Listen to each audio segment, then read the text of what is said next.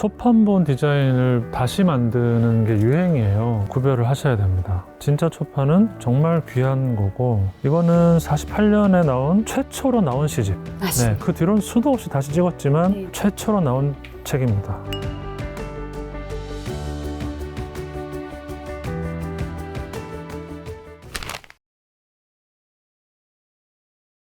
네, 안녕하세요. 신영철입니다. 제가 원래 영상 찍히는 걸 별로 안 좋아해서 TV나 어디 영상 쪽에서 요청을 하면은 잘 안 가고 도망치는데, 도서관에 김수진 선생님이 저랑 대학 동기이기도 하고 좀 하자고 해서 용기를 한번 내봤는데, 막 재밌게 이렇게 할 재주가 없어가지고 지루하시지 않았을까 좀 걱정이 됩니다.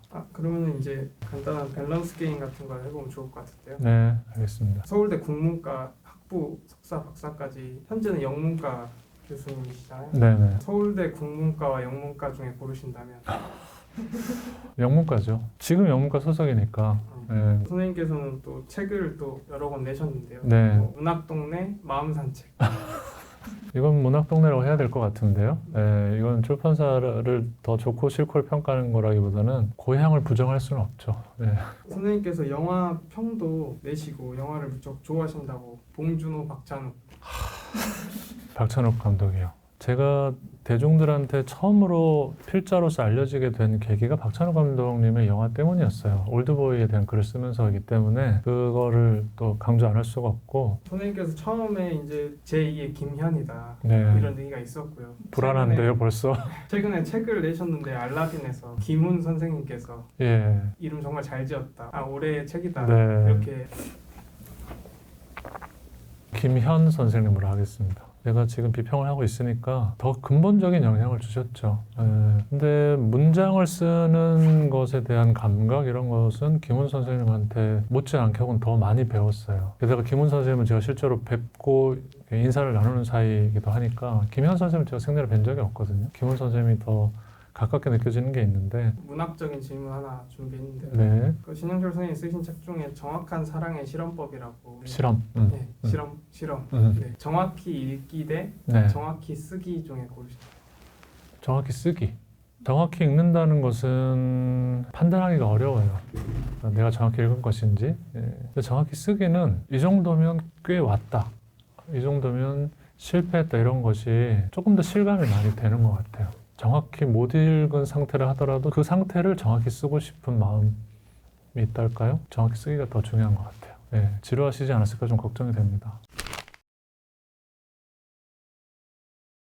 자, 고문원 자료실에 한번 제가 가보겠습니다.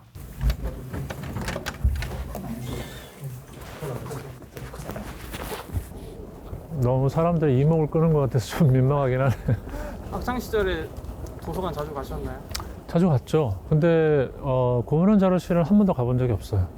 문학 코너, 동시대 문학 코너. 네. 거의 특별한 일 없으면은 많이 죽치고 앉아 있었죠. 마음이 막 조급했어요. 빨리 그런 리스트 같은 거 있잖아요. 그런 걸 빨리 섭렵을 해야겠다는 생각이 들어가지고 급하게 읽어치운다는 느낌에 가깝게 열심히 막 읽었죠. 읽었다고 말하고 싶어가지고. 네.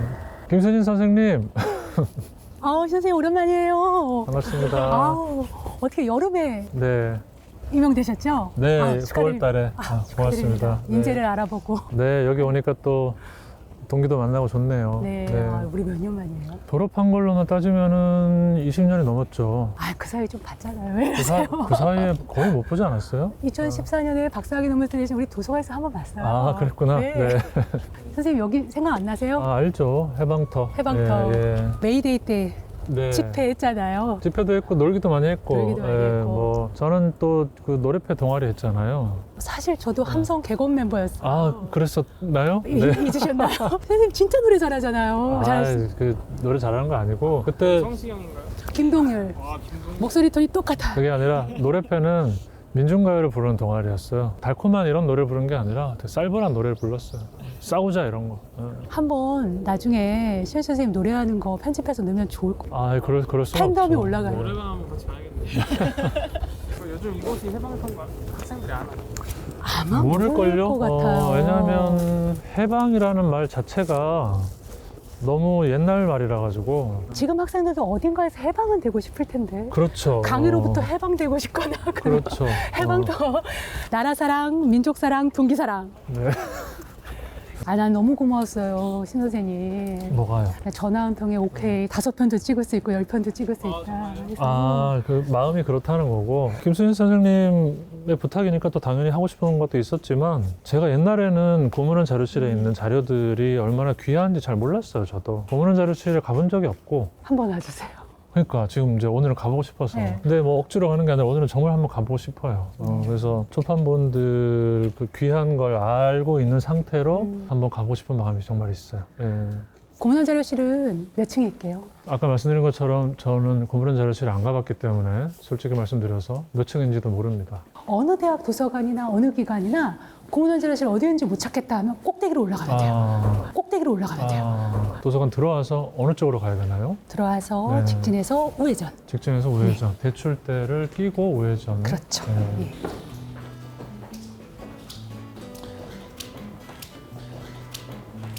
이거 뭐라고 써있는지 한번 읽어주실 수 있으세요? 네, 예. 고문원 자료실이라고 써 있네요. 네. 네이밍 자체가 학생들이 참 어려워하고 있어요. 네. 그래서 이렇게 한자로 되어 있어서 이 진입 장벽이 높다라는 네. 얘기가 있는데 새로 이름을 짓게 된다면 뭐라고 한번 지어볼까요?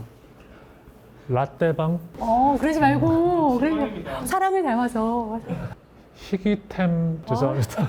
그러고 보니까 흥미로운 게 고문헌이라는 말은 시기만 가리키는 건데 레어북이라는 거는 희귀하다는 걸 강조한 표현이네요. 다르네요. 혹시 날까로 고문원 자료실마다 네. 이제 약간 네이밍을 달리하는데 네. 어디에 가면 올드북스라고 되어 있고 어디에 가면 또 레어북스라고 되어 있는데요. 네. 정확히 시기 기준으로 한다면 올드북스라고 해야 될 거예요. 그렇죠. 그래서 우리나라의 경우에는 1909년 이전에 나왔던 것들을 고문으로 잡고 있고요. 일제강점기 기준이 이전까지를 있구나. 기준으로. 근데 네. 최근에는 그 기준을 좀 낮추고 있어요. 그래서 네. 1950년대까지로 한국전쟁 전까지 전까지로. 예, 문헌 형태가 완전히 바뀌거든요. 네. 우리한테 익숙한 그런 문헌은 1950년 이후에 많이 나오니까 그렇죠. 이제 레어북스라고 한다면 희귀본이라는 의미인데 희귀본은 보통 한 부에서 2부 정도 있습니다. 정말 기중본인데 네. 기중본의 경우에는 1636년 정도를 기준으로 해요. 그러니까 우리가 1636년. 예, 아주 먼 위로 올라가야 되는데 일제강점기 이전에는 병자호란 때 한 번 크게 난리가 나고 또 임진왜란 때 또 크게 이제 난리가 나고 하면서 책들이 다 불타거든요. 그래서 어떤 전란으로 해서 책에 소실됐던 것들을 감안한다면 1636년 이전에 나온 거야말로 진짜 희귀하다라고 얘기를 하고 있고요. 선생님께서도 학문적 업적을 남기시는데 자양분이 됐던 책들 네. 도서관에 나중에 기증해 주세요. 알겠습니다. 네. 안 받아주실 것 같긴 하지만 여기도 뭐 공간이 넉넉한 건 아닐 테니까. 안녕하세요. 네.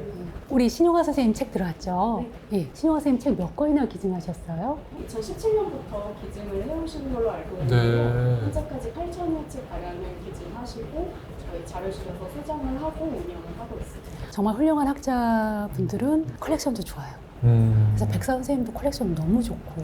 예. 원래 선생님 그냥 왔으면 열람 신청해야 돼요.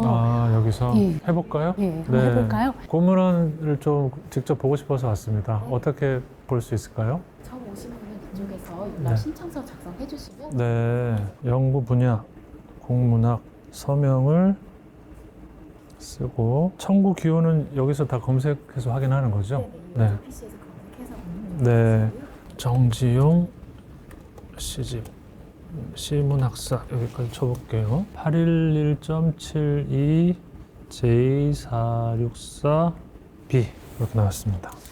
들어오시면 네. 예, 한번 들어와 보세요. 와, 이거 손상이 옛날 없도록. 책 냄새가 확 나네요. 그죠? 어. 저는 이 냄새 좋아해요. 크게 이 제1서고는 경성제국대학교 구장본 동양서와 서양서가 이제 배치가 되어 있고 네. 개인 문고 중에서는 가람문고하고 상백문고가 배치가 되어 있어요. 네. 그리고 저 제3서고와 제4서고에 백사 선생님이나 일석 선생님들 선생님 그 기증 문고가 있는데요. 네. 자, 지금 가람문고에 온 거잖아요. 네, 저 소개해 주실 선생님을 모셨는데 안녕하세요, 선생님. 네. 가람문고 중에 정지용 씨 집을 실물로 한번 보고 싶어서 왔는데요. 이렇게 보존 상자에 네. 지금 넣어서 수정을 네. 잠깐 책을 꺼내서 그럼 제가 잠깐 잡아보겠습니다. 보면은 가람 선생 지용이라고 써 있잖아요. 네. 가람 선생님이 그 정주원 출판 기념회 갔다 오셨다고 일기에 네. 써 있어요. 네. 그거랑 여기랑 딱 맞으니까 너무 감동스럽더라고요. 네. 그리고 이름은 지용이라고 해서 성을 떼고 네. 얘기했는데 요즘 친구들은 이거 이병규 선생님한테 반말한 거 아니야? 이렇게 생각하기 쉬운데 연장자인데. 연장자에게 원래 자신의 이름을 쓸 때는 한학의 전통 아래서는 성을 떼고 얘기하니까 네. 그러면 가람 선생이라고 쓴 것도 예전에는 선생님이라고 안 쓴 건가요? 그 선생 그냥 선생님만으로 네네, 그렇죠. 존칭이 끝나는 건 그렇죠. 거죠? 네네. 옛날에는 자기가 정말 존경하는 분한테만 선생이라는 선생이라고 칭호를 썼고 했다. 둘의 관계가 굉장히 막역했던 것 같아요. 네. 그죠? 지금 이 책은 또 특이한 게 보통은 목차가 앞에 나오고 시작이 되는데 목차가 없어요. 지금 일부러 바로 들어가고 쭉 뒤로 가보면은 이 책을 출간한 당사자인 박용철 시인이 책을 내는 과정에 대한 기록을 쓰셨고 그걸 넘겨야 목차가 나와요. 왜 그럴까요? 왜 그럴까요? 선생님 맞춰보세요. 이거 네. 보다 보면 이상한 거 못 느끼세요? 여기서부터 시작해요. 네, 오른쪽에서부터. 네. 네, 네. 세로쓰기에서 한글의 가로쓰기를 시작을 처음 한 거예요. 그러다 보니까 정지용 시집이라서 오른쪽에서부터? 거꾸로 읽어야 네, 돼요. 네. 네. 그러니까 이 과도기를 보여주는 거죠. 네. 여기 보면 또 목차는 어떻게 돼 있냐면 목차는 가로쓰기인 것 같더라고요. 네. 네. 그래 앞에 갑자기 가로쓰기가 나오니까 생경할 거 아니에요. 그래서 이 목차는 또 뒤에다 갖다 붙인 거예요. 네. 네. 아, 그런 취지구나. 네, 네. 이게 지금 하늘과 바람과 별과 시 네. 윤동주 시집의 네. 초판본. 여러분 요즘에 인터넷 서점에 검색을 해보시면 초판본 디자인을 다시 만드는 게 유행이에요. 그래서 뭐 많아요. 맞아요. 많은데 진짜 초판은 아닌 것들도 꽤 있어요. 나중에 출판사 바뀌어서 새로 나온 것들을 다 초판 이러는데 구별을 하셔야 됩니다. 진짜 초판은 정말 귀한 거고 이거는 48년에 나온 최초로 나온 시집. 네, 맞습니다. 그 뒤로는 수도 없이 다시 찍었지만 네, 네. 최초로 나온 책입니다. 윤동주 유고집이라고 쓰여 있죠. 그리고 펼쳐보면은 서라고 해놓고 정지용 시인의 서문이 수록이 되어 있습니다. 48년만 돼도 완전한 가로쓰기로 바뀌어 있네요. 이 48년에도 아직은 과도기인데 이렇게 완전한 가로쓰기를 한 이유는 뭐냐면 네. 정음사에서 만들었어요. 아, 이 정음, 훈민정음의 정음. 네. 최연배 선생님, 네, 네. 우리말 운동을 했던 최연배 선생님이 우리말을 잘 살리는 출판물을 만들어야겠다고 생각해서 정음사라는 출판사를 세우게 네. 됐습니다. 그래서 정음사에서 나오는 문헌일수록 가로쓰기를 더 많이 선치를 하게 되죠. 네. 우리가 정지용 시집, 그다음에 윤동주 시집의 초판본들을 구경을 했는데요. 이제 이상 시집만 보면 됩니다. 아니 더 볼 건데요. 네, 이상 시집을 보고 네. 그 이후에 또 다른 시집을 보겠습니다. 신현 선생님이 사랑하는 이상. 네, 이상 시집이죠. 시집인데요. 이게 출간된 연도가 40 40 카트. 카드. 잠깐. 1947년에 김기림이 묶어냈습니다. 백양당이라는 출판사에서 네. 출간을 한 것이죠. 네. 이상에 관한 책들에서 많이 사용되는 사진인데 날렵하게 생긴 이상의 모습입니다. 막상 보면은 작품이 그렇게 많지는 않아요. 이건 김기림 에디션입니다. 이상의 작품 중에서 자기가 베스트라고 뽑은 것들을 이렇게 얇게 묶은 거죠. 여기도 이제 김기림이 발문을 붙였죠. 이상에 대한 초기 이미지를 만드는데 큰 기여를 한 글이죠. 김기림이 보기에 이상은 인생의 망명자라고 써 있어요. 세상 사람들은 다 뭐 취직해서 결혼하고 애 낳고 이렇게 사는데 혼자 딴 세상을 사는 것처럼 그런 모든 일반적인 것들이 낯설게 느껴지는 그런 사람이었기 때문에 마치 이국에 떨어져 있는 것 같은 이방인 같은 그런 의식이 있었다라는 거고 또 한 가지는 추방자. 병에 걸리고 뭐 이러면서 이제 그런 삶으로부터 쫓겨나 버린 제도권으로부터 벗어난 사람이라는 뜻도 쫓겨난 있고 사람. 그리고 앞에 어떤 말이 들어가 있냐면은 주피터의 추방이다 이런 표현이 있어요. 원래 이상은 신이라는 거죠. 신적인 존재를 완전 추방을 했네요. 그렇죠. 신적인 존재인데 지상으로 추방됐다 이런 뉘앙스예요. 그렇구나. 그러니까 후대에서 좀 과하다라는 생각을 할 수도 있을 정도로 근데 이제 죽은 친구에 대한 애도의 의미니까 좀 과장을 할 수도 있었던 것 같긴 한데 아무튼 뭐 엄청난 표현이죠. 일반적으로 많이 알려진 판본이 이거잖아요. 제판본. 네. 김한계 장정으로 네. 알려져 있잖아요. 근데 저희는 이제 백사문고로 수장이 되어 있는데요. 왜 백사문고로 수장되어 있냐면 신영 선생님이 감동적으로 생각하셨던 정종 서문에 등장하는 윤동주의 동생 이름은 뭘까요? 일주였던 거예요? 맞아요. 네네. 윤일주. 윤일주 선생님이 서울대학교 건축학과 졸업생이셨어요. 네. 그때 이제 편집에 참여하면서 하면서 정광용 선생님한테 이 책을 기증하게 돼요. 정광용 선생님은 꽃빛단 일을 쓰신 소설가. 맞아요. 네. 네. 서울대 국문과에 재직하셨고. 많은 네. 책을 또 기증해 주셨죠. 네. 처음에 나왔던 글씨보다 훨씬 두꺼워졌습니다. 네. 그렇죠? 네. 정광용- 작품이 많이 보충이 돼가지고. 그렇죠. 네. 재판본은 보충이 많이 됐어요. 선생님 오늘 풀이해 주신 윤동주하고 이상과 정지용을 다 이을 수 있는 또 잡지잖아요. 네. 천주교구에서 일제강점기 때 나왔던 원래는 종교지였는데 여기 문해란에 소중한 글들이 많이 네. 이제 투고가 됐는데 네. 그 이유는 무엇일까요? 워낙 지면이 별로 없었으니까. 이것을 누가 편집했을까요? 아, 정지용 그렇죠. 시인이. 네, 네. 네. 선생님이 더 잘 아시는 네. 정지용 선생님이 편집위원으로 있기 때문에 네. 카톨릭 소년과 카톨릭 청년에 여기는 윤동주, 여기는 이상이 이제 투고를 네. 하게 되죠. 사실상 이상이 데뷔를 한 지면이라고 할 수 있는 거죠. 네. 가톨릭 청년은. 네, 맞습니다. 그러면은 여기서 마무리를 하겠습니다. 네, 선생님 감사합니다. 네, 수고 많으셨습니다.